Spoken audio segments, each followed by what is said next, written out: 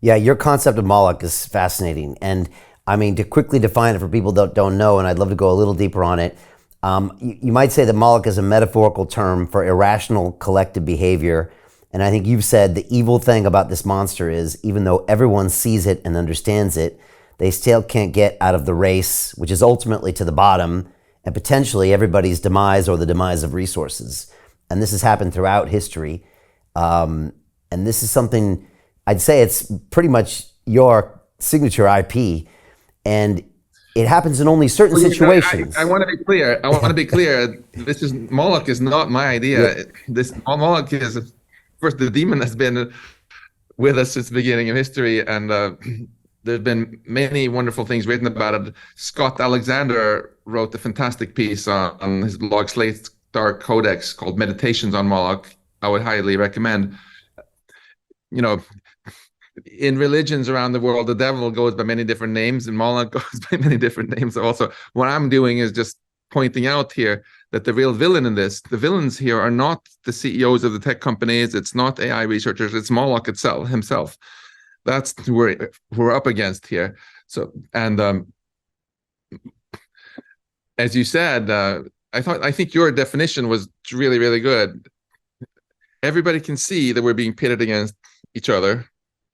Yet it's still rational for every one person to keep fighting against the other people in the race because it's set up that way. The only way we can all get out of the race is by collaborating with each other instead.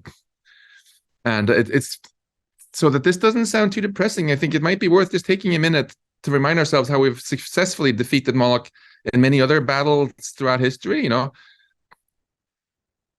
Evolution, first of all, has built in a lot of collaboration mechanisms, not just in us, but in other animals too. Generally, animals that could kill each other because they have, like cats, for example, or lions, they have evolutionary instincts that inhibit them from fighting unnecessarily. We're the same. If two dudes get into a drunken bar fight, and start having at it,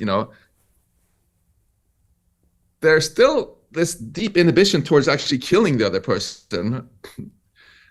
Because it turned out that the groups in evolutionary history that didn't have that inhibition got out-competed with other groups that could get along better, right? Just gonna have a sip of water.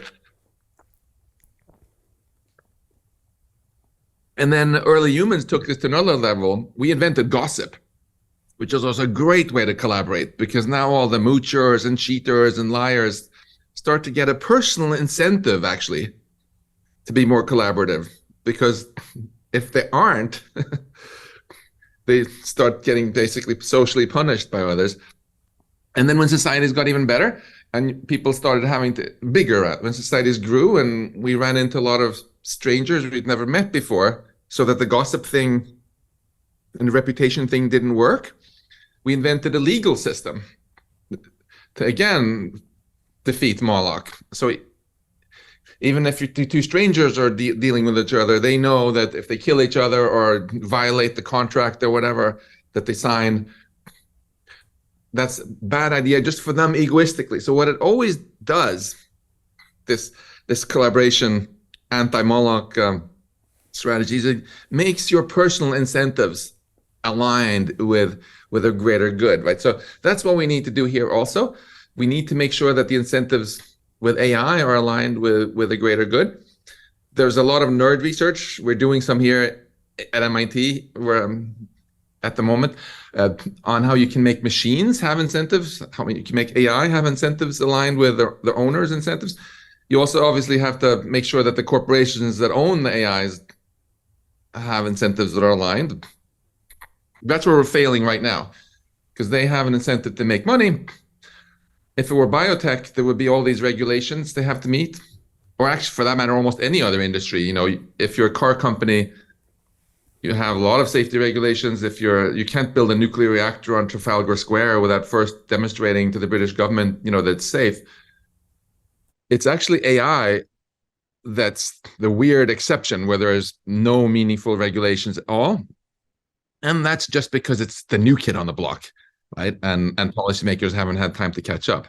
So Jim Rickards has just recorded a video that's not available to anyone in the public, and he's going to be talking about how this upcoming recession is going to be fast, it's going to be bloody, it's going to be nasty. But at the same time, he's going to show you how you can position yourself to profit from all of this chaos.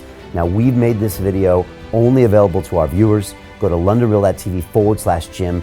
Watch that immediately. I can't say enough good things about Jim Rickards. He understands the global economic system better than any guest I've ever had on London Real. His predictions are almost uncannily true, and you can learn how to profit from his vision, from his expertise, and his understanding of economics. So go to londonreal.tv/Jim or click the link below. It's an excellent, excellent look on what's going to happen in the future and how you can position yourself to profit from that. Jim is one of the best in the business, one of my favorite guests on London Real, and he's very, very good at predicting the future and showing us all to profit from it. So click the link, and I hope you enjoy. Hey, it's Brian Rose, founder of the DeFi Academy. I've told you my 4-week crypto bootcamp is amazing, but don't take my word for it. This is what my students are saying. The DeFi Academy was an amazing experience for me. It took me totally out of my comfort zone. In this course, I was challenged, I was held accountable, and pushed to do things that honestly weren't always easy. It's been phenomenal, and I can't believe we're already up on our 4 weeks. It has flown by. Going through this DeFi accelerator by far was one of the best courses I've taken. You do this course, you really get into the nitty-gritty of the activities that will make you comfortable with decentralized finance. Thank you so much to Brian and everyone at London Real and the DeFi Academy for even putting together an amazing course like this. Anybody else that wants to do it, please sign up. It is well worth the money.